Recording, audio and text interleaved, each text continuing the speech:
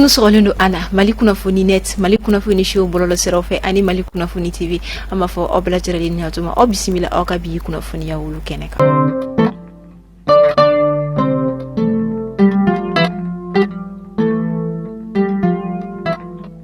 Femi ka do ka fɔ somiya ni ale be deli ka daminɛ ka ta juin kalo la ka ta bila fɔ octobre kalo la ni ale be kɛ sababu ye ni mɔgɔ cɛman kɔni bi baarakɛta sɔrɔ somiya kɔnɔ wa ni a sɛnɛw ni olu be tali kɛ malo ɲɔ keninge kaba ale ni fɛn caman yɔrɔ la n'u be jɔyɔrɔba ta an ka baloko la tilema kɔnɔnaw la nka ɲinan kɔni dekun caman kɔni be o baarakɛbagaw kan ka da ka somiya kɔni ale do togo o ma nɔgɔya kosɛbɛ wa o gɛlɛyaw kɔni kɛlen bɛ sababu ye ka dekun caman lase sifinnakaw ma minnu kɔni ɲɛsinnen do sɛnɛko ma ni wagati in na.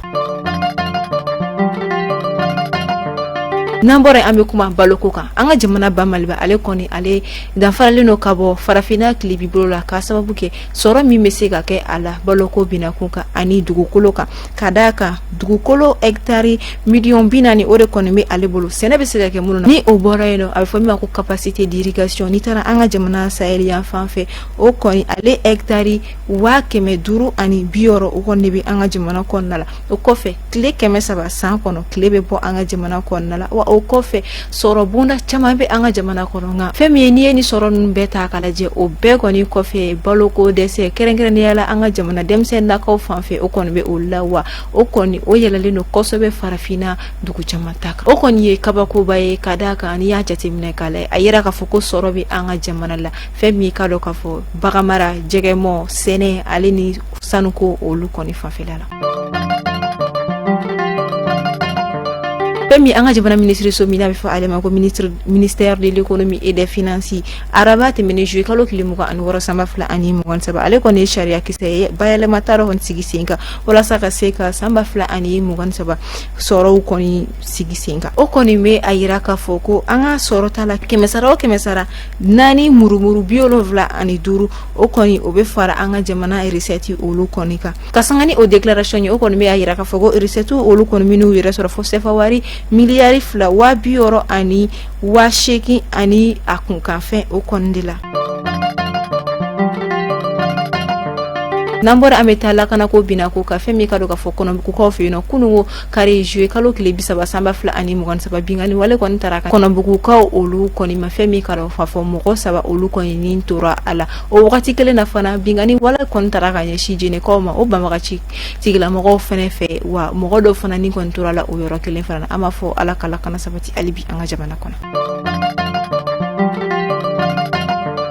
Ni an bɔra an bɛ taa kɔkan kibaru la fɛn min ye ka dɔn k'a fɔ Moscou ale kɔni a yira sommet Russe Afrique kɔni kɛnɛ kan ko olu bɛ n'u ka ambassadeur sigi fɛn min ye ka dɔn k'a fɔ Guinée Équatoriale ani Burkina Faso o dugu kɔni kan ni kuma in yɛrɛ kɔni da yira la Mikhail Bogdanov kɔni fɛ ni ale ye représentant russe ye min ye proche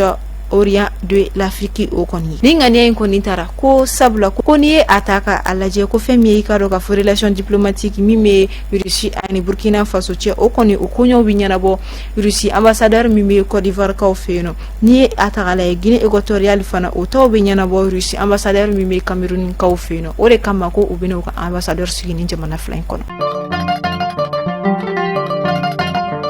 Kunungo kari juillet kalo 30 sanba 2027 min ye communauté économique des états de l'Afrique de l'Ouest n'a bɛ fɔ ale ma ko CEDEAO ale kɔni ye décision dɔw ta ka sigi sen kan ko olu kɔni bi dɔgɔkun kelen de di Niger ma walasa u ka se k'u ka jamana ɲɛma o kɔni segin ka na a nɔ la ko sinon u bɛna o ɲangini walew kɔni ta ka ɲɛsin olu kɔni ma ka d'a kan CEDEAO ka lasigi biyɔrɔni sabanan min ni o kɛra juillet kalo 9 tɛmɛnen sanba 2027 o kɔni kɛnɛ kan CEDEAO ye a yira k'a fɔ ko olu kɔni tɛna jɛni coup d'état kɔni kɛli ye jamana ɲɛmaw la o togo o kɔni na o de senfɛ u ye ni sariya kɔni sigi sen kan ko walasa Niger jamana ɲɛma ni o ye Mohamed Bazoum ye a bɛ se ka segin ka na a nɔ la ko sinon u bɛna ɲangili ninnu kɔni ta ka ɲɛsin Niger jamana kɔni ma.